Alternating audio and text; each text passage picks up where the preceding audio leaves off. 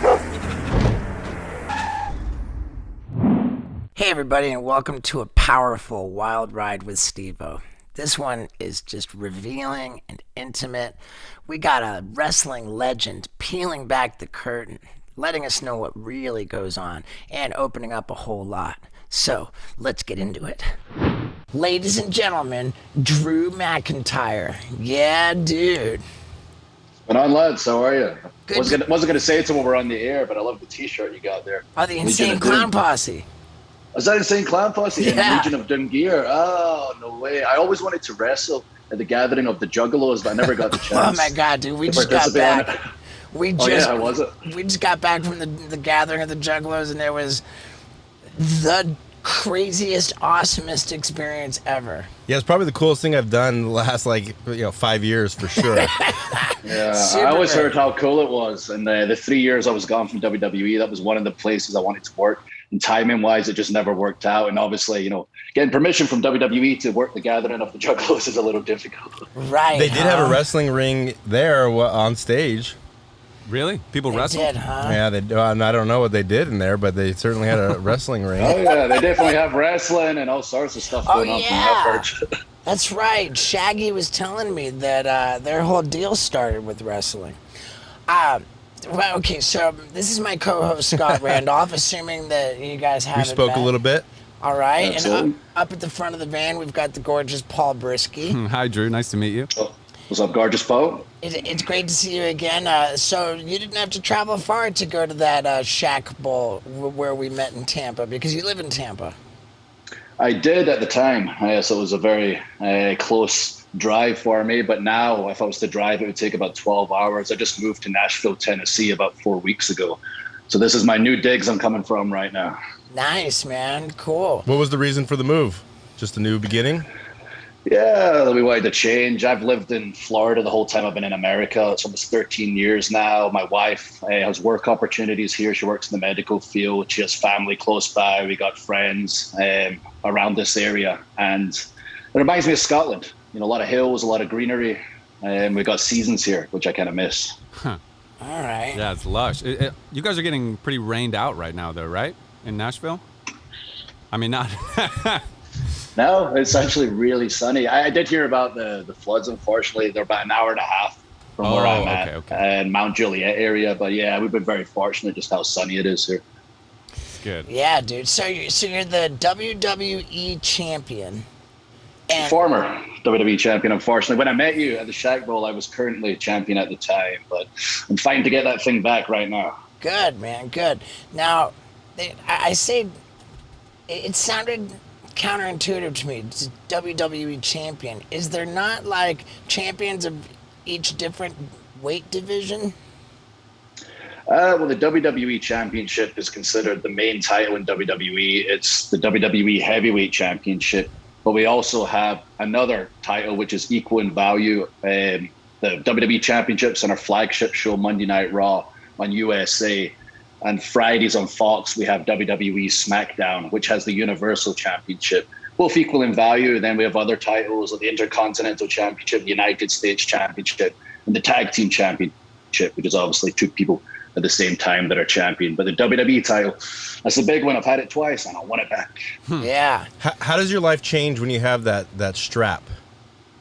Does life get any different for you? A lot more responsibility. Yeah, the responsibility level goes up. I love that. This is all I ever wanted to do. I've been wrestling for 21 years. I started when I was 15 years old.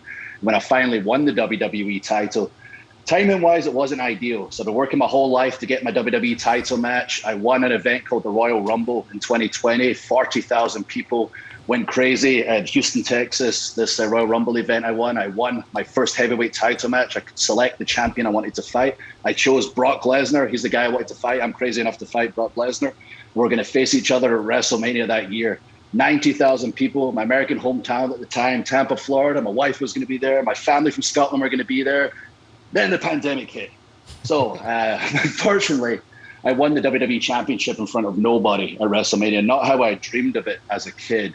But at the time, every other sport shut down. Every other entertainment company shut down. WWE was the only original content in the world. We were bringing everyone WrestleMania at the height of the pandemic. My match was last. It was a kind of feel-good story with all the ups and downs I've been through in my life and career. It was a kind of happy ending. So I was very proud to be champion during the period when we had no fans. I lost the title during that period. I won it back when we had virtual fans, and I lost it before we got the fans back live. So now we have our live fans back. I've been champion for over 300 days, and I've never been champion of my live fans, which drives me insane. Wow.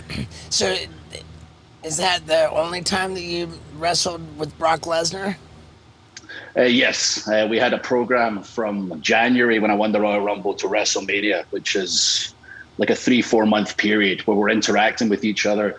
And I was getting to drop him a few times, which doesn't happen very often. Not many men on this earth drop Brock Lesnar, but I was able to drop him multiple times. It really helped elevate my character, elevate my stock. And when I beat him in 5 minutes at WrestleMania. And yeah, let's be honest. You whooped his ass.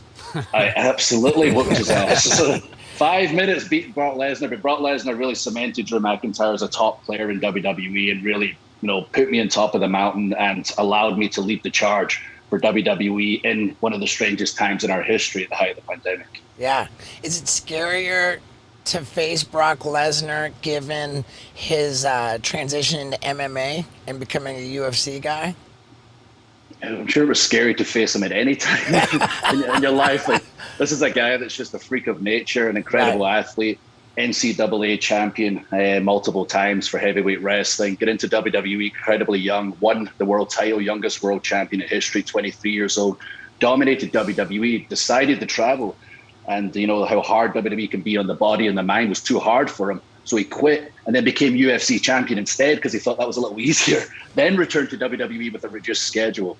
So I feel very fortunate that I was able to face and defeat somebody of that caliber. Yeah, dude, unbelievable. Now, you mentioned your ups and downs in your career, and we were talking before starting the podcast with you about how arguably the biggest down of your career seems to be like really deliberately part of a WWE storyline, like where you're in the middle of a match and they say, "That's it, you're fired," right? Like it felt like that had to be, part of this manufactured, WWE story, but then you're on the independent circuit and it's like, we were trying to make sense of that, I guess you don't want to peel back the curtain too much with WWE, but it's obviously something that was incredibly real because here you go off into all of these other organizations. But, it's just crazy. But then, of course, you come back and you become champion. Like, what was that like? Well, I'm very open about everything. You can ask whatever you want. I'm not afraid to talk about anything. I think what you might have watched or referring to is I got fired, quotation marks, on a storyline on television a few years ago. That was just part of the story. Like my character was on a downward spiral. I got fired and then I got rehired and I continued on for a couple of years. And then in 2014, I got fired for real. That wasn't a storyline. They just called me up and said, "You're fired." So it's two different things. One was part of the show. The other was, "You're fired from your dream job." And the truth is that sometimes the truth can be hard to admit. But since Drew McIntyre is about to open up so much, so will I. I am self-conscious of my gray hair, okay? That's why when I get my hair cut, it's got to be so close to the skin. That's why it's so important to me to manscape, okay? Because my chest hair is gray, dude. And I just feel like I look better and have more confidence if I'm well-groomed. Right? And that's why I use Manscaped, dude. Their Lawnmower 4.0 is the best men's grooming device out there. Plus, their Weed Whacker keeps all the hair out of my nostrils, man. It's a bad look if you got hair coming out of your nostrils. And I know that you need to try this. So that's why if you go to manscaped.com/Stevo, you get 20% off your order plus free shipping. Don't look like a slob with disgusting hair. Okay, groom yourself with Manscaped and get this killer deal by going to manscaped.com/Stevo for 20% off your order and free shipping. Now, let's get into that truth. I'd lost perspective at that point. When I was a kid, I'd always dreamed of being in WWE in Air Scotland. would have done anything to get there, did do anything to get there, worked my arse off from 15 years old to 21, get my education at the same time, got my degree from university in criminology, miraculously got signed as the first ever Scotsman to WWE, would have been happy to be the water boy at that point. And it got to the point throughout my career after 23 years old, been named the chosen one by Vince McMahon on television, the future of the company, getting these huge opportunities, screwing them up, going on not just a downward spiral on television, but in my personal life, a lot was going on. My mother got sick outside of the ring away in Scotland with cancer. She inevitably passed.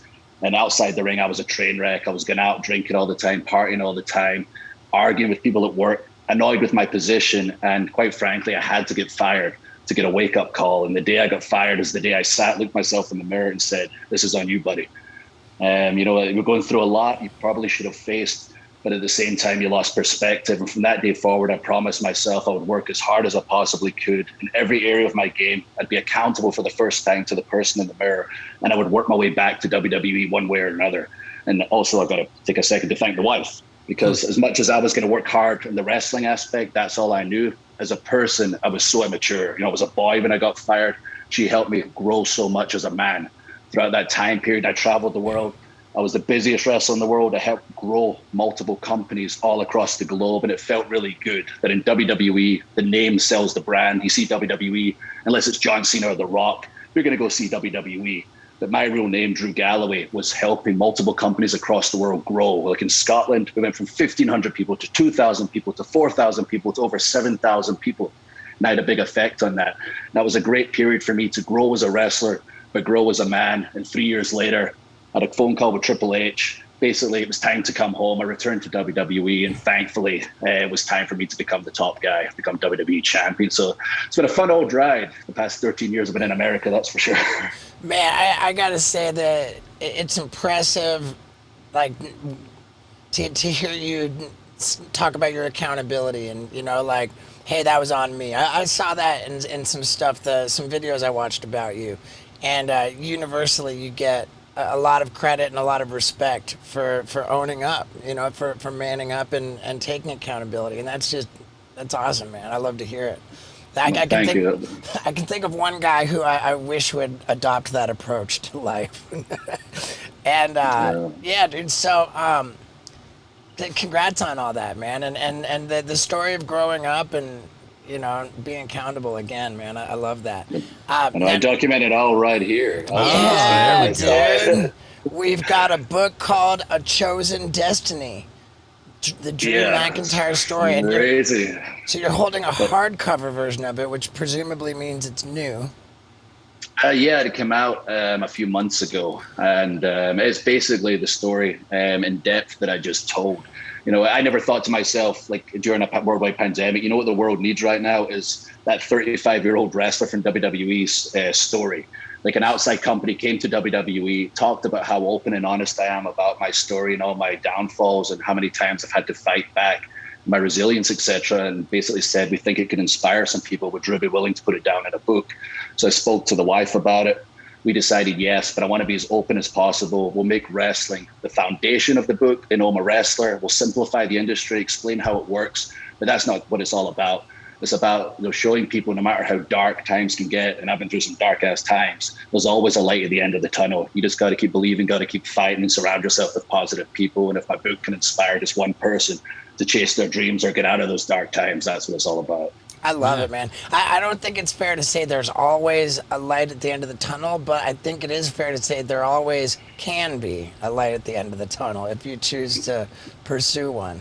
A lot of people don't. What we talked about earlier is that, like, looking in the mirror and that like, accountability and being honest with yourself part, because I was not honest for a long time. There was times where I wouldn't even look in the mirror most days because I didn't like what I saw. But eventually, if you can get to that point, you can look yourself in the mirror, be honest, say, today I'm going to give it my best, even if it's just a little progression every single day. And by the end of the day, if you can look back in that mirror and say, I gave it the best I had today, I tried to be positive, because negativity can only bring negativity. And you can't lie to yourself in the mirror, and you keep that up every day, you'll keep getting better, keep getting better. I know, because I've done it twice over. Yeah, dude. That's awesome, man. And it sounds, dude, also thank you for your candor, to to be transparent. Like that's what we love that on here, and I know that everybody watching and listening loves it too. And that lends credibility to the book. You know, you said that you were out there drinking like crazy. You got all the crazy, you know, like juicy stuff for the book, and with you know, the happy ending about, you know, growing up and life becoming good. I think that sounds like a book that's well worth purchasing. So what's your preferred way for people to buy the book? I've been very lucky that it's literally everywhere. I think it's on Amazon and Walmart and Target. Like I walk into the store and see my stupid face on the shelf. Like I've been very fortunate that it's everywhere. And that's the thing about being like honest and open. I always am at all times. And it's funny that when I finally connected with our WWE audience is when I started just being myself. I've been wrestling 20 years, and within WWE I was always a bad guy. And I'm a foreign guy. I'm 6'5", 270, and hairy and Scottish. Got to be a bad guy. I talk about eating carcasses. I was angry all the time. No one can relate to a giant, hairy, angry Scotsman except the one guy in Scotland who's giant, hairy, and angry. And like, I get that guy. Yeah. Finally, I was allowed to be myself. I talked the way I'm talking right now in the microphone, maybe enunciated a little more, told some of my jokes, which are dad jokes. I'm not really funny. I'm sarcastic in real life. I'm not afraid to fall flat in my face. And I've obviously, you know, got the story of fighting and overcoming a lot. We started telling that on television. I started being the real me, and the crowd started responding so positively. And it was all organic. It was all being myself, but the volume turned up a little bit. And I couldn't believe that I was like, all I had to do was be myself. And I'd finally make that connection with the audience. And since then, you know, I always try to never put myself in a situation where I have to lie. I'd rather say nothing than ever lie. Yeah. For sure, man. I feel like people that grow up in Scotland are automatically just tougher than American people. You know, like I imagine you growing up in Scotland just getting in a lot of fights, or, you know, being the big guy. I feel like people always want to challenge you. Is that true? Growing up in grade school and high school?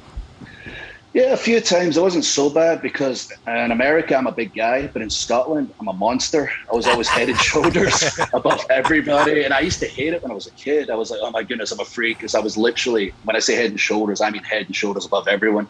I saw it as a negative thing till I got to about 10, 11, wanted to be a wrestler, realized they were huge. I went, oh, wait, this is actually a good thing. But there were a few times where I was at the bus stop with friends when I went to like the secondary school, we call it, age 11. And people are like, oh, there's Drew the wrestler. And the expression in Scotland when someone wants to start a fight, for some reason, is, what are you looking at? Clearly, you're looking at them. I don't know why people say it in Scotland, but they do. And then my response was, clearly, I'm looking at you. So this one guy and his 5 friends or whatever, they stepped forward, and one of them went, wait, this was my nickname when I was a kid. That's Drew the wrestler. He goes, I don't care who he is. This was before I started wrestling. The guy grabbed me in a headlock. Instead of throwing a punch, I never know why he grabbed me in a headlock, but I stood up with him and threw him against the bus stop, and he hit it like a movie, splattered in his face. These kids were a bit older than us, and from that day forward, nobody messed with me, and I was Drew the wrestler officially. Wow. Jesus, I love it. dude. Don't mess with Drew. You said you've been wrestling for 21 years? Yeah, since I was 15. I'm 36 now, just turned. Okay, I'm dying to know, like, in any of your 21 years of wrestling, did you ever, like, secretly tape a razor blade under a wristband or a headband so that you could, like, take a shot and then be a bloody mess and make it, like, a more exciting match? Not in WWE, and I've only done it a couple of times. You know, in WWE. That's a thing? He's done it. Yeah, we stopped using blood in WWE, you know, a long time ago. You know, we can tell our stories without, you know, getting that graphic. But I'd be lying if I said that 3-year period I was gone in WWE. I worked for a lot of over 18s companies, including the one I mentioned where we grew the crowd from 1,500 to over 7,000 people. And I got in some significant deep feuds with some of my childhood friends, and we made things so personal. Like I involved my dad in a storyline. I involved multiple people throughout my childhood in a storyline. We made it so real that the person I was feuding with, my friend who wrestles as Jack Jester, like started not talking to me. He was so offended all the time. He literally started hating me. That's how real it got. And during our big match, I might have used something to help me get some blood just for the visual effect. So I have done it once or twice. Dude, that's fantastic. How'd you know about that? Well, I mean, I'm a big time bloodletter, dude. You know, it was actually at the gathering of the Juggalos. I showed up and I said, I promise you guys, by the end of the night, I will be covered in my own blood. And, you know, my trick is to break a light bulb over my head and then with a shard of broken glass, like, you know, cut my tongue. because Wow. it bleeds a ton, and the tongue is the fastest healing part of your body. So it's like you can bleed all over yourself, and then like 5 minutes later, you're back to normal.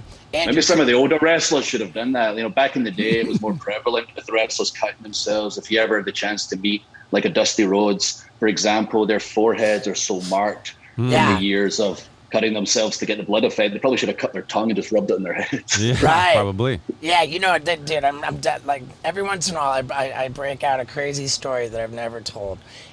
When I was maybe like 6, 7, 8, I was very, very young. For some reason, I was in my parents' bathroom just messing around, being mischievous, and I took their toothpaste and squeezed it onto the counter, and I thought, why did I do that, dude? That was dumb. You know, like, I gotta clean this up. So the first thing I saw to grab to clean it up was a disposable razor by the thing. And so I took the razor and, like, tried to scrape off the toothpaste. But then I look at it and I said, oh, no, well, now I've gotten this toothpaste on this razor. Now this is even worse. So I took the razor and I fucking licked it. To try to lick off I'm trying to lick the toothpaste off the razor, and I'm like, now my tongue's bleeding like crazy everywhere. I'm like, no, now I'm really gonna be in trouble. And I went and grabbed a bunch of toilet paper and put it on my tongue, and I would squeeze it really hard, and like it stopped bleeding really fast, and then I flushed the toilet paper, and I just used toilet paper to clean up the counter and rinse off. Nobody was ever the wiser. I'm the only one I grew up being the only one who knew that ever happened. Nobody. What age were you at the time? Last year? I mean, 43. It was my own little secret, and I grew up with it. And then when they taught me how to chew and swallow glass, as a clown. Not that clowns do that, but a clown taught me that. I thought, ooh, when I break the light bulb, I'll cut my tongue. You've never told anybody that before. I don't. If I have not. Like, I don't know. Yeah, I don't think so. What else you got going on? Yeah. I thought you had told every story. Yeah, I've got. Like, I mean, maybe I did. I don't know. For all I know, maybe it's in my book. Plus, I love how like every solution just made it worse and worse. You're like, then my parents were coming home. I didn't want that to happen, so I burned the house down. There's no home to go to. They'll never catch me. Yeah, that'd be a funny cartoon. If any guest is listening, they can draw a cartoon to that story. They're like Amelia Bedelia. Right. But in any case, I get in trouble for telling stories about myself when I No, that was a good one. That was a good one. Well, thanks. Quick question on your shirt. Is that the Predator? When he was dying? Whoa, what happened there? It's all right. You guys still here? Oh, wait. No, you fucked us. Drew, can you hear we're us? good now. Wait. Oh, yeah. There we go. Sorry, I knocked the soundboard off. That T-shirt that you got, is that the Predator? That's what was seen when he was like deprogramming at the very end? It absolutely was. Good eye. Yeah. Good eye there. Okay, It's a Predator shirt right before he tried to blow up Arnold. Yeah, exactly. Well, this is the old school one. In relation to that, I have a question. Have you gotten into much acting? I looked at your IMDb. I didn't see much, and it surprised me because you've got this great character, this presence. Have you tried to get acting roles, and do you have interest in that? Oh, thank you. It's weird. I've been getting this question a lot over the past 6 months, and like today I've had it. It's the third time I've been asked it today, and I remember asking my wife, like, why do people keep asking me this? I was like, Joe, you look like you've fallen out of Game of Thrones or Braveheart. Yeah. Jason Momoa. Yeah, you're like 300. So I mean, it's something that if right now I'm so involved with WWE on screen and off screen with a lot of projects, the only way I'd probably do it if it would help boost my profile, which in turn would help WWE and draw new eyeballs to the product. But eventually one day, that's maybe something I'd look into. I'm sure everyone expects me to go into like action movies or whatever. I want to do something sensitive, show my range, cry a lot. Yeah. Maybe that's where I'm going to go down. Actually, I've got a pitch. This is the movie. If someone makes this right now, I've pitched this a few times. If somebody wants to make this movie, I'm your guy. I get the sense that Drew is very passionate about this idea of his. And you know what I'm passionate about? My butthole. Because, dude, I was just on a trip and I wiped as well as I could. But still, man, I ended up with like a rash between my butt cheeks, dude. I know you know what I'm talking about. And it never happens when I'm at home because my toilet is outfitted with Tushy, okay? HelloTushy.com is where you get this magical device, which when you get done taking a big sloppy dump, you just twist the dial and blast a refreshing stream of water. It's like pressure cleaning your butthole, man. There is absolutely no reason why I should be doing it for this long, but I enjoy it, okay? And it gets my butthole so clean. Plus, how much less toilet paper am I using? We're saving the world around here, folks. I have to say, this is my favorite thing, man. And whenever I have to poop and I'm not at home, it's like a real problem with me. Dude, I get done, I use my Tushy, and then look, nothing on there. Isn't it nice to wipe your butt and not see a big mess on the toilet paper after you wipe? That's what this is about, folks.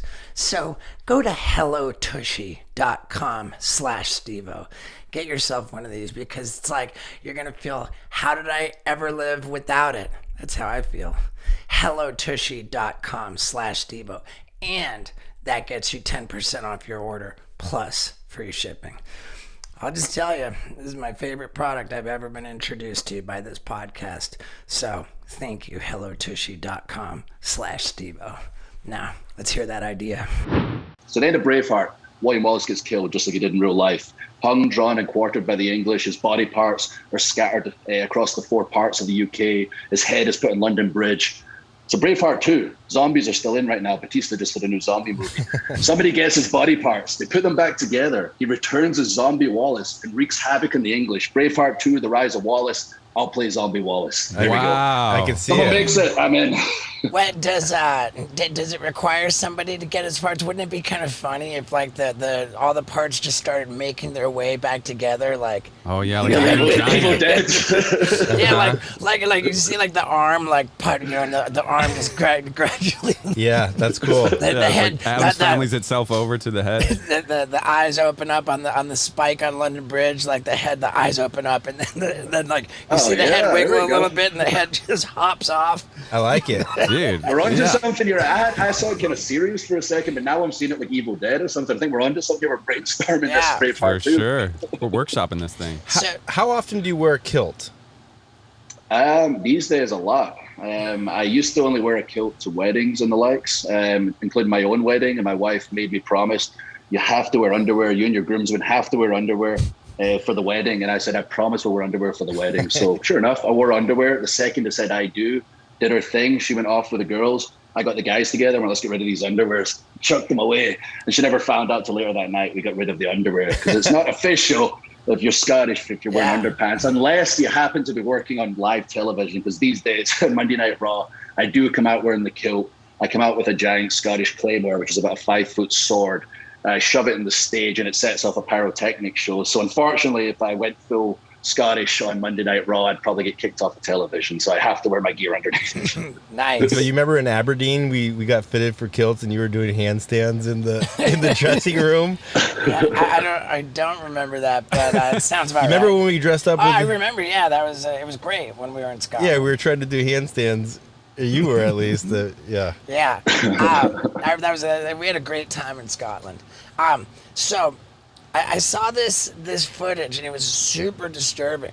Where it wasn't in WWE. I think it was it maybe WPCW, and and it was like an accident, and it was a super like almost career-ending injury where you got spiked on the top of your head, and it was described that you were feeling this sensation like leaving your arms, like you could see in the footage you were wiggling your fingers thinking like, oh no, I've just broke my neck and become paralyzed, and you couldn't do anything for 2 months following that. Like, what was that 2 months like? I mean, the moment itself was more terrifying than the 2 months. But yeah, I took a maneuver that I shouldn't have agreed to take. It was a dangerous DDT. The DDT is a move Jake Roberts popularized. You take your opponent, head under the shoulder, you fall back, they land on their head. This involved lifting your opponent in the air and then dropping them in their head. And the guy giving it to me was half my size.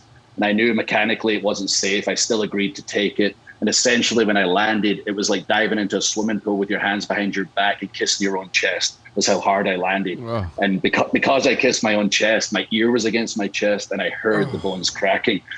So I landed, told him basically F off, get away from me. I lay there, like lost the sensation in my fingers for a second. They did kind of come back, and I was, as you saw in the footage, testing, my fingers and my boots. I was wiggling my toes too, just to make sure I had the feeling there. I was very scared, to be honest. I refused to help out the ring. I got myself up and walked myself to the back, knowing I'd done serious damage, and told them, like, call me an ambulance right now.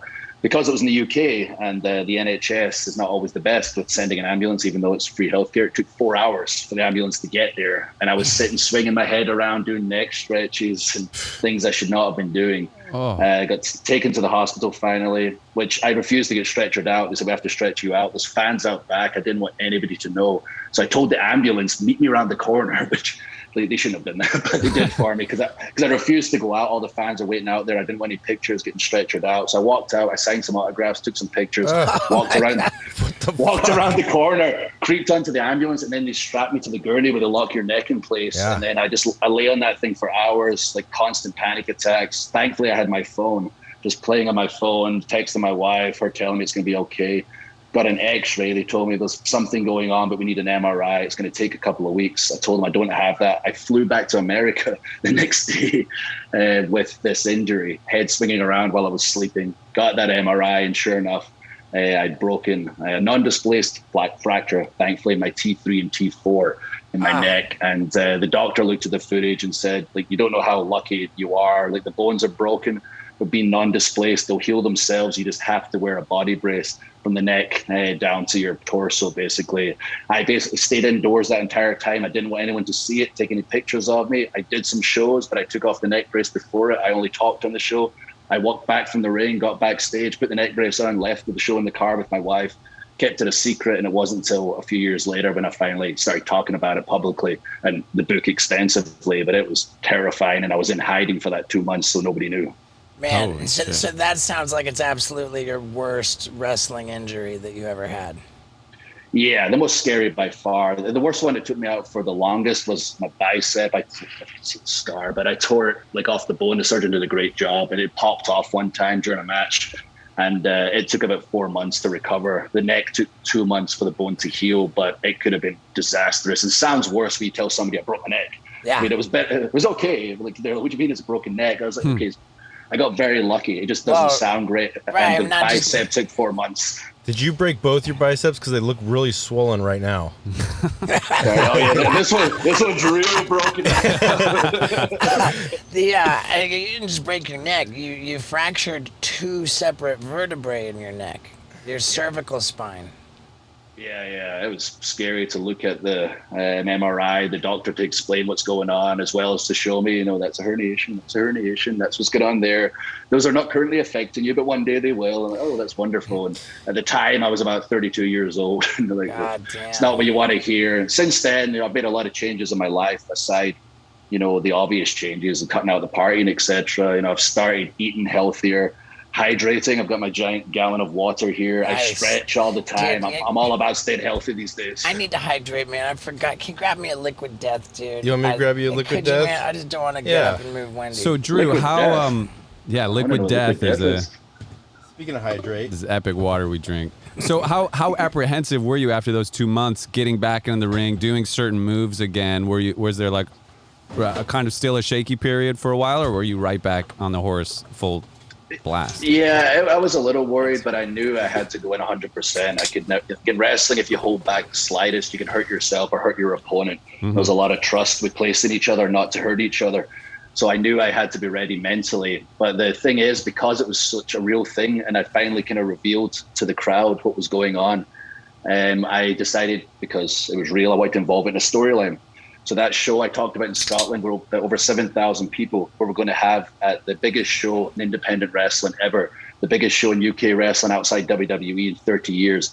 And I wanted to be on it. So I did the speech. I explained what happened. I explained the injury. this crowd are over 18s. They're very intelligent to how wrestling works and how that particular company, Insane Championship Wrestling, works in Glasgow. So they didn't buy it at the start. When I started talking about my life, my career, my family, the sacrifices I've made to move to America for so many years, my dad was in the crowd crying. The person I was feuding with at the time, who owned the company, came out to make it look as real as possible. And somebody shouted something. He threw them out the building, was ready to fight them because we're trying to make it such a serious moment. I got the crowd crying by the end of it. Like, I can't participate in this big show tomorrow, and I'm going to be there. And I'm absolutely devastated. So I finally got them after like my Oscar-winning 10-minute speech. And then I just turned and punched the guy I was feuding with in the face right at the peak of it when everyone was in tears, and he gave me a big hug, and I just dropped him out of nowhere. And then I screamed, his name's Mark Dallas. I screamed, "F you, Dallas. I'm Drew effing Galloway. Nothing's going to stop me fighting tomorrow." So sure enough, everybody hated me, and we had to sneak me out the back door because people were ready to stab me, basically. They were so irate. But that's the fun thing about our industry. When you can get people and really get them, especially those that think they know the industry, it's such a cool feeling. Absolutely. But that was like, if anyone looks it up online, that was my Oscar performance right there. That's great, man. I mean, with the neck stuff and just the degenerative, like, the quality of wrestling. Have you thought about trying stem cell therapy? Yeah, I mean, a lot of the guys have done it. They swear by it, and it's something I've spoke to the missus about. And you know, I reckon in the future I'll definitely go down that route. She works in the medical field. There is evidence, but not enough evidence, in her opinion. But a lot of the guys swear by it, so I'm just going to keep doing my research. Good. Yeah, I got an offer to go do stem cell therapy in Colombia, where the procedures that they do are just not approved in America, like, are arguably because to approve those procedures in America would put a ding in the pharmaceutical industry and whatever. But it's just interesting because I have degenerative disc disease in my neck, and it sort of preemptively wanted to get down there before it becomes painful and debilitating. So you feel like it made a difference? I mean, it's only been a couple months, and nothing's supposed to be any different for like 3 to 6 months, and the real change is supposed to come in about a year. And with that said, also, I hadn't reached a point where it was painful or debilitating yet. So, it's going to be tough to say, oh, the pain went away or anything like that, like. Yeah. So it's as long as the pain never comes, like, it's worth it. I would love that. Yeah, I would love that. So I had a pretty legendary match in the WWE on Monday Night Raw with my jackass partner Chris Pontius, and we both took on Umaga, and it was pretty legendary. I actually got beaten into a blackout because I did not know that the match isn't over until you stop moving, and I just typically react when something happens to me. Like, if I take a blow, like, I have a reaction, and so yeah. I had a reaction. I'm rolling around like, oh, and like, this was taken as a sign of disrespect to Umaga. Like, don't roll around. Don't be like, don't be reacting like you want to keep moving around. I'm gonna keep hitting you.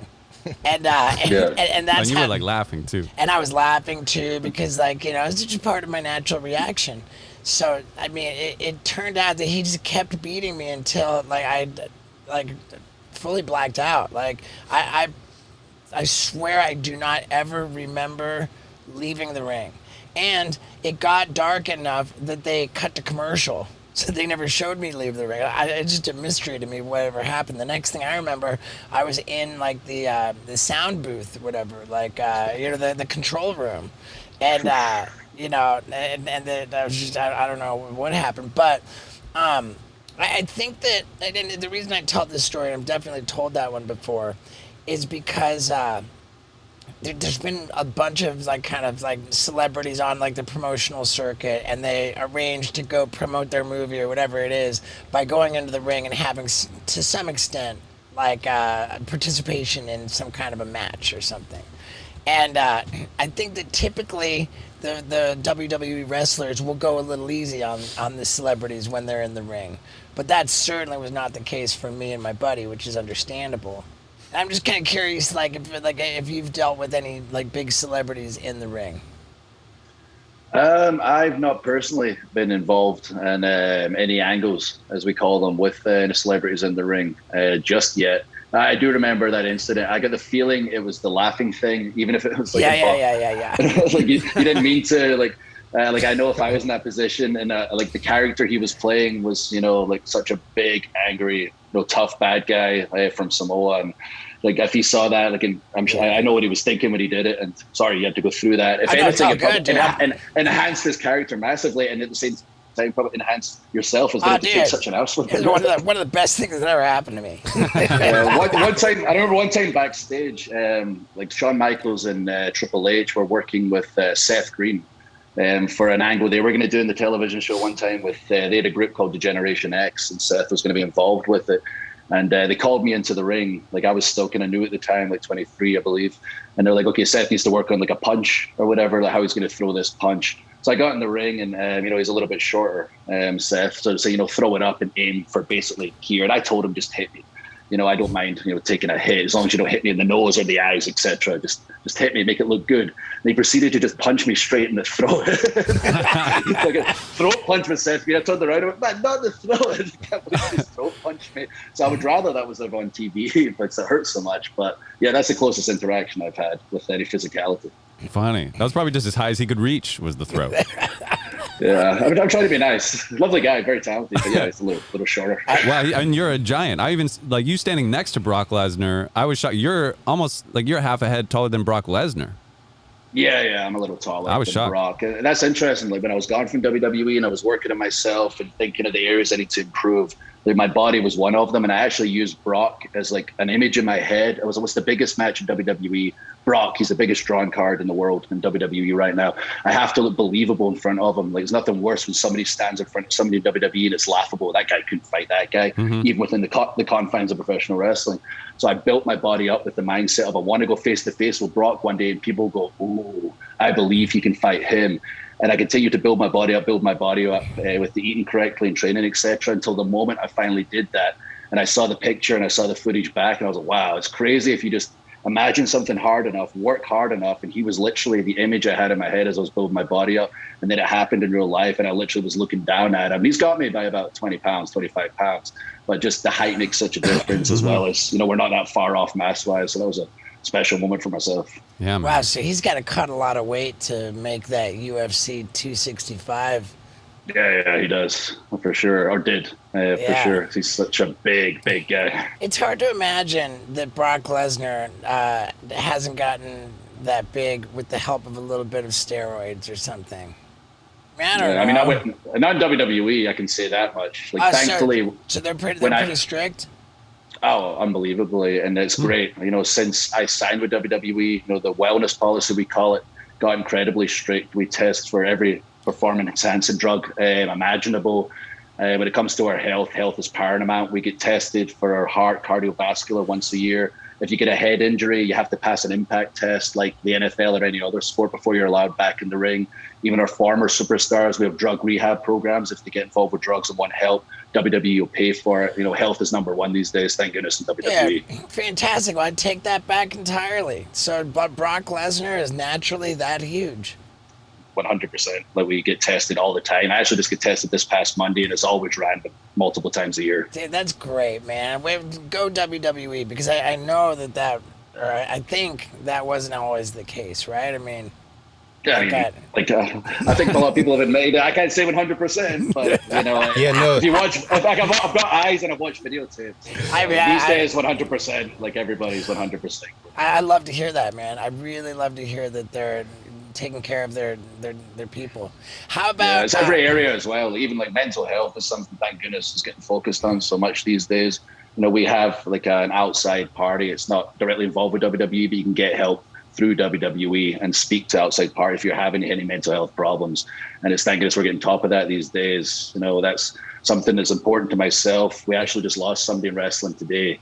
And it really sucks. And I've lost a friend within wrestling a couple of years ago. When somebody I came up with was the happiest person in the world, was doing great in wrestling. It wasn't his full-time job. He worked also at the same time. Was so happy. He called me to tell me that one of my other friends was struggling. And then he just took his life, just so unexpected, and shocked everybody. We never saw it coming. And I'm always, adamant to tell people it's okay to not be okay, especially if you're a guy. It's not going to be big and macho anymore. It's like tougher to tell somebody, hey, I'm struggling right now, and reach out and get help. Yeah, dude. Is the problem in wrestling like is it a lot of prescription pills, or is it drinking, or is it both, or does one precede the other? I mean, I have to imagine that a lot of guys are in a lot of pain, and they just kind of. Yeah, I mean, I think in the past, and that seemed to be the case. Like I say, these days, and since the wellness policy came to effect, it's been eradicated. But if anybody has those issues or have developed those issues since they left WWE, just reach out to WWE, and they'll look after you and they'll get you the help you need. That's amazing. I never knew that about the WWE. I'm glad to know that. That's good. The so when you're on the road doing Monday Night Raw, I mean, I guess like in normal times, every Monday you're in a different city, right? Like that's just kind of how it works. And as I understood it, it was like the wrestlers were responsible for getting themselves from city to city, and they had to pay you have to pay for your own travel, your own hotels. And the whole, is it still that way? When it comes to the cars and hotels, yes. We handle our own cars, hotels. WWE pays for the flights. Then you handle your own food, which I prefer. I do like ready-made meals, meal prep that I bring on the road with me, so I can stick to my diet at home and on the road. I love being on the road. I missed it so much for the 2 years that I was at home. It was awesome in the sense that I got to spend a lot of time with my wife, and I know a lot of couples were having troubles and divorcing during that time. We spent so much time together. We actually grew closer, which is nice. We're going to make it, it seems. My two cats were happy that I was home. But I'm a road warrior. I miss being on the road. I'm excited to be back in front of the live fans and making the towns. And those drives are so much fun for me. And just chatting with the guys, catching up with the guys, and having that guy time that I didn't have for the past year and a half, 2 years. Dude, that's epic. Okay, let's talk about this criminology business, man. Like, I just about watch nothing except for true crime, like programming. That's all I'm interested in. It's all I'm interested in. I watch it a lot as well. My wife is always watching, like, what's that one where the females always kill their husbands? I'm always walking in, she's watching that. Like, why are you always watching this shit? And why are you taking notes? Yeah. So like have you seen on YouTube, there's a channel called JCS, Criminal Psychology. If you're not aware of it, dude, say goodbye to the next 30 hours of your life. Steve showed it to me. I've watched it all. Dude, you watch one video on this channel, and then you will systematically watch every video on that channel, and then you'll be so upset that there's not more. You'll start moving on to videos that are called JCS inspired. Oh really? Oh wow! All right, that's my viewing for the next few days. Yeah, but the JCS inspired ones are never anywhere near as good as the real McCoy JCS Criminal Psychology. It's fantastic. Yeah, I love those shows too. But I remember like when the first day of criminology, when I was 18 years old, starting university, we're sitting in class, and the professor at the time was asking, what kind of shows do you all watch? And they're going around the classroom, and basically everybody, the time CSI was the big thing. Like CSI, Miami, Vegas, Timbuktu, whatever the latest one was. And then it finally got to me. It was like my favorite show was Murder, She Wrote. Like, what do you mean Murder, She Wrote? Murder, She Wrote. Yeah. I was like, she's the greatest serial killer of all time. This woman moves from town to town. Actually, somebody dies, and she's there to help solve the case. Then she moves to the next town, and she kills again. Jessica Fletcher, greatest serial killer of all time. Yeah, dude, that's fantastic. Angela Lansbury, it really is. Dude, now that would be a fun new series where a remake of Murder, She Wrote, where she's the killer and she pins it on someone. Yeah, man, I was deadly serious when I said it. I was like, come on, town to town, there's always a killer. Right. 2 and 2. It's fantastic, dude. It's wow. That'd be great. Yeah. Can I ask you about? I read on Wikipedia that you had COVID. Is that okay to talk about? Did you have a bad bout of it, or was it?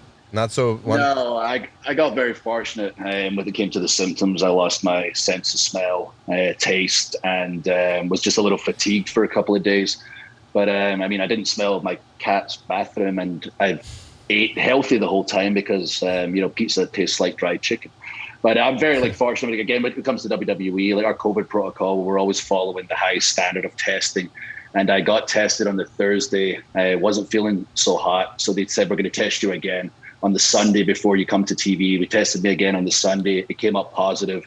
And thank goodness we did do that testing. And we're always been so strict when it comes to the COVID testing because it came up positive. If I went into work on the Monday, I could have passed it to someone else. I could have passed it to an at-risk family member. So I feel very grateful, how the high standard of testing we did throughout this entire pandemic and do to this day, because we got it. I stayed at home, and the wife and I quarantined, and I was able to film my interviews from home. So I was going into a big match with a wrestler called Goldberg at the time. It's huge in the 90s, still big these days. But I used to watch him as a kid. So I wanted to keep this storyline alive. So I was filming interviews from my gym at home and my phone. Like I was the cameraman, the director, the writer, and I would send them in, and they were showing up on Monday Night Raw. If you told 10-year-old me, hey, one day you're going to be sitting at home filming yourself because you're fighting Goldberg in a couple of weeks, I would have blown my mind. It still blows my mind as an adult. Yeah. Dude, that's fantastic, man. I would have imagined the kid in you, how stoked was he when you fought The Undertaker? Even though you lost, still, what an honor, yeah? Yeah, unbelievable. I fought him when I was 24. I was on an undefeated streak as the Vince McMahon's Chosen One we talked about earlier. And The Undertaker finally defeated me on the SmackDown before WrestleMania, where he retired Shawn Michaels. So that was his big final match going into WrestleMania to retire Shawn Michaels, my first loss. Again, though, when I look back at it, when I talk about looking like you look the part, he was such a man, like a grown-ass man, and I looked like such a boy at the time, like shaven face. I weighed about 30 pounds lighter. Such a mismatch. Then I fought him again in 2019. Myself and Shane McMahon fought The Undertaker and Roman Reigns in a tag match. And I deliberately asked for a moment where we went face-to-face, and Taker was cool with it, thankfully. And when we went face-to-face, now I looked the part, and we got to trade blows, and it was a really fun match to get back in there with him. And I traveled the world with him as a kid. He was technically my mentor. Vince McMahon put him in charge of me as a kid. You only listen to The Undertaker. So I've had a lot of good times with The Undertaker learning over the years. Just a genius when it comes to wrestling. Man, that's epic. What about, what other, mind-boggling matches did you have? Did you ever have Stone Cold or? Not a match with. He retired years ago, but I got the opportunity to be on his chat show, if you like, Stone Cold, the Broken Skull sessions, where they flew me out to his home when he was living in LA at the time. Yeah. We'd never really chatted beyond, hello, sir, I'm Drew. Stone Cold, of course you're Stone Cold. And that was the extent of a relationship prior to this. But I flew to LA. I got the chance to sit with them. It was supposed to be about 2 hours for this special where we're going to show. And we ended up talking for about 8 straight hours. It got to the point where they had to drag me away from him to get the flight back from the West Coast to the East Coast because I had an appearance early morning the next day. But he's so smart and passionate about wrestling, and so am I. We just connected right away, and we just, to this day, we still talk on the phone. He's an incredible guy. He's the best, man. He's the best. I was on his TV series with dude, I fell in love with that guy, man. We had him on here as well. Yeah, he's awesome, and he's just that character, like Stone Cold again, like me being myself, finally making that connection with the fans. That's just the same guy, just the volume turned up just slightly, and that's what got him over. Not just over, like the most popular superstar of all time. Dude, he's epic. Have you entertained any ideas about MMA or any real serious? Never, not once. Never even crossed my mind. Do you watch it? I enjoy I do watch it occasionally, especially the big matches, and I enjoy the training. I enjoy rolling around, jiu-jitsu. I love boxing training. I hate keeping my hands up. I always get popped in the face. My hands are always dropping, but I enjoy the training. I enjoy watching, but it's not something I ever had a passion for. Briefly, I wanted to box when I was about 10 when I watched Rocky for the first time. My mom was like, no way, you're too pretty, you're not boxing, go and play soccer, football. That's what you're playing right now. She wouldn't let me box. I'm glad she didn't. So my nose is kind of still straight. It's only been broken about 3 times instead of 20 times or whatever. But never even entertained the thought. Yeah, good, man. Me either. But God, I don't miss a fight, dude. I love that UFC stuff. It's fun, real fun to watch. A lot of our guys, have trained extensively in it, and we've had a lot of people that wrestled at the Olympic level, and I watch some of them backstage rolling around together, and it's just incredible to watch the technique. Now, you want to get in? Absolutely not. Yeah. I've wrestled professionally since I was 15. I'm good with that. I'm just strictly professional wrestler. Yeah, I mean, it's scary, dude. But then again, I think that the toll wrestling takes on one's body is pretty comparable to that of UFC, and maybe even more so. Yeah, it's a schedule. Like we're 52 weeks a year, no reruns, no off seasons. You're making 3 towns every weekend, non-televised, and then a televised show. And just the constant car rides, flights, they're the worst in my opinion. And then the matches, the constant bumps. Each fall is comparable to a small car wreck. And you just constantly doing it, repeat every single week. You're just building up injuries over time. I assume like boxing with the big gloves, and just instead of UFC getting knocked out quick, you're just slowly doing that damage. And that's why it's important, like I talked about, staying healthy, keeping stretching, drinking my big gallon of water here, and taking my supplements to stay as healthy as possible. You drink a gallon of water a day? Yeah, I should drink more. Like being like 270, I probably should drink more, but I try and drink at least a gallon. Man, that's crazy. All right, I wonder, like, do we... I've got one last question, actually, if I could. Yeah. I read something about, like, when you were a kid, you read some conspiracy book, and so you got really into it. I'm surprised you never brought this up before. Well, and then it said you reached out to the FBI for some information through the Freedom of Information Act, and a few sources said, and the FBI actually sent you some papers or an envelope or something, but nobody said what was in it, or like what they told you. What do you know, Drew? And what was it about? What was the case? Oh, they sent everything. No, like there was a sample letter in a magazine called the X Factor magazine I used to get when I was a kid, like literally 10, 11 years old. It was conspiracy theories, ghosts, UFOs, strange bugs. Read about the Ebola virus when I was like 10. I was a weird kid. Also loved wrestling, went to wrestling. Really weird kid. And I filled in this sample letter, under the Freedom of Information Act. You just followed it word for word and add in the documents you wanted. I believe I requested Roswell, Project Blue Book, a few UFO-related things, sent it away. And sure enough, a few weeks later, I used my pocket money to send it away. Came back home from school, and my dad was waiting for me. And I was like, Dad, why are you home? You're never home till like 6, 7 p.m. This is like 4 in the afternoon when I got home from school. And he just had this big dossier in his lap. I said, Drew, why are the FBI in America sending you documents? And because I asked for them, Dad. He was like, I'll never forget, he kept saying in America. I was like, Drew, why are the Federal Bureau of Investigation in America sending me these documents? Like, oh, it's fine. And, it's under the Freedom of Information Act. It's perfectly legal. And I paid for it, with my pocket money, whatever. It's my business. It's true. You're like, I believe I was 11. Drew, you're 11 years old. Just go outside and play football or something.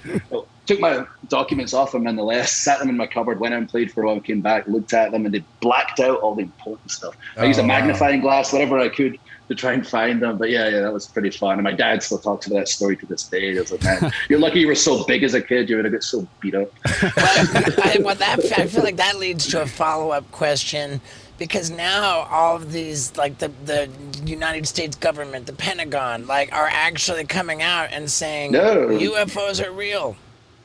And nobody seems to care. No one's paying attention. I'm looking around like... It's like, wait a second. They're like, I mean, if you told like 10 or 11-year-old Drew that like the United States government is going to come out and acknowledge UFOs are completely real, and nobody's going to give a shit. Yeah, kind of blowing my mind. I mean, that's the thing I realized when I was like, again, 11 years old, whatever. It was like all these conspiracy theories, they're not all true, but with the smoke, there's fire. Realistically, if I find anything out, they're probably going to make me disappear, so I should focus on this wrestling thing. So that's when I started focusing on the wrestling thing, and thankfully it worked out. But yeah, now we're in 2020, 2021. Now they've been releasing these videos, and with everything going on in the world, just flying under the radar. Yeah. My mind is blowing, like pilots literally saying, we can't do that. It's unbelievable. It's unbelievable. Well, dude, thank you so much for doing this, man. It's really it's really rad, and for being so open, dude. Obviously, your book's gonna be epic. So let's remind everybody to get on there and buy A Chosen Destiny, Drew McIntyre, My Story, dude. And do you have a preference? Like, go in and buy it in retail or buy it on Amazon? Yeah, I mean, if you just look on the internet, as I say, it's everywhere. I'm very fortunate it was so widely distributed. And if you like it, just please give me your feedback on social media. I especially enjoy the ones where, people are able to get help through something they read in my book. I've read so many of them and I appreciate every single one. So hit me with that feedback. And guys, thanks for having me on today. This was genuinely fun. Like, I'm always so serious about interviews, but I get the chance just to sit and chat, be so relaxed. It's a lot of fun. And when we're in your area, if we've got a show there, make sure you hit us up. We'll get you along to the show. And I promise you won't get knocked out if you're on the show. Well, now I know. Now I know. Dude. We're going to be close to Nashville. I have a show coming up in Chattanooga, Tennessee. Oh, really? Let us know when. If it's a day that I'm not working, my wife and I will definitely be there. I'll bring Sheamus along too, other WWE wrestler. We're feuding on TV right now, but we'll make peace for that one night. We'll show. Yeah. That's epic, man. And on social media, what's your handle? Let me get this right. It's the one with the tick, at D McIntyre WWE on Twitter and Instagram. And if anybody messages anyone out there telling them you're me and asking for money or that you're going to start a relationship and it doesn't have the tick, please, people, it's not me. Stop sending these people money. Dude, I'm gonna follow you right now on blue check Instagram. mark or bust. D McIntyre on Instagram. Boom. D McIntyre WWE. And okay, good. Good. I'm going to follow you on there right now, as should everybody else. And, dude, thank you again, brother. Awesome. I appreciate you both, and we'll see you all in the future in person. Thanks, Drew. Hell Thank you, yeah, Drew. man. Thanks, Right on, guys. Drew. How about that, huh? Just got to respect that guy, man. And what can I say, dude? Big things happening, man. I have been on a theater tour over here, folks. I mean, if you don't know about my bucket list tour, find out, okay? Because it is popping down. And as always, thank you guys for sticking around to the very end. I genuinely appreciate you, and I love you. Yeah, dude.